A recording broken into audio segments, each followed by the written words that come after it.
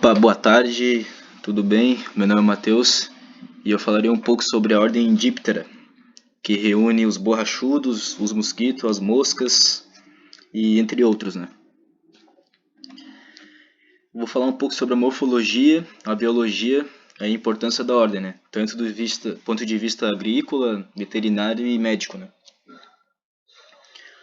Falando um pouco sobre a cabeça, né? Em geral, ela é móvel, com os olhos compostos grandes, laterais, ocupando grande parte da cabeça, né? Ou células ausentes ou em número de 3.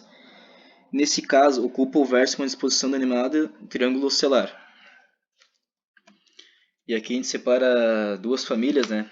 A Acilidae, ela vai conter cerdas com uma tromba curta e robusta, envolvendo a hipofaringe pontiaguda e sugadora, né?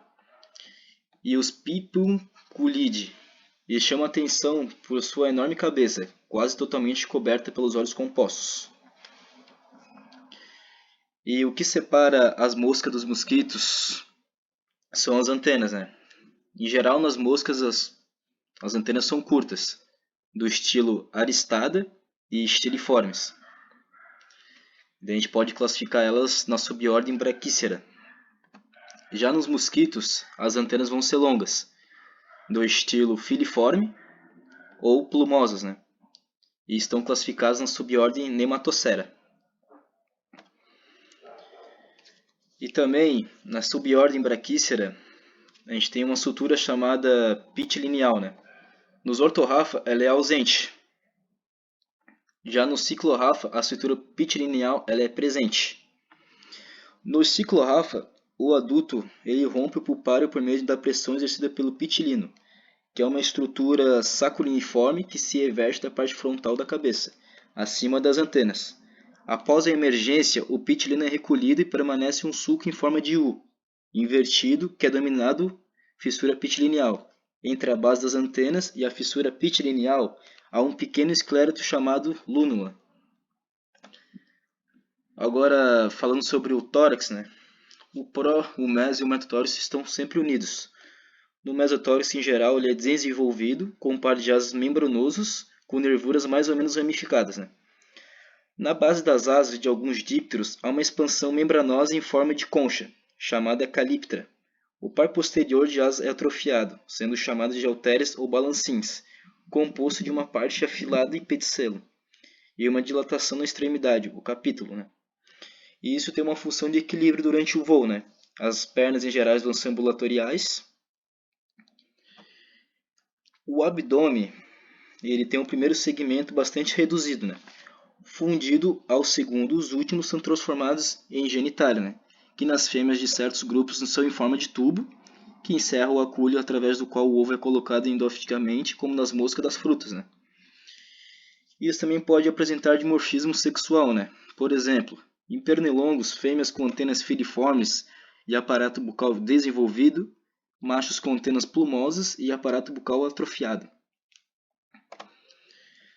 Agora falando sobre a biologia, um pouco da reprodução, né?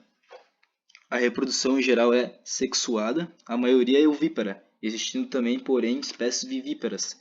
A forma dos ovos é bastante variada. Quando a pôstura se efetua em meio líquido, os ovos têm estrutura especial para flutuação. Desenvolvimento é por holometabolia.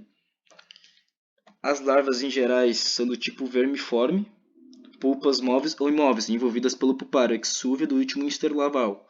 Ocorrem no solo, na água e nas plantas, né? E as larvas vermiformes se alimentam de matéria orgânica, são fitófagas e também podem se alimentar de carcaças. E as limasiformes são predadoras. As larvas e os adultos têm hábitos bastante variados. As larvas podem se desenvolver tanto em meio aquático como terrestre. Assim, são encontradas larvas de dípteros desenvolvendo-se em água doce e até em líquidos como petróleo e licores fermentados. As larvas que se desenvolvem em meio terrestre, elas vivem à custa de matéria orgânica em decomposição, carcaças de animais mortos e excrementos. Outras são pragas de animais, né?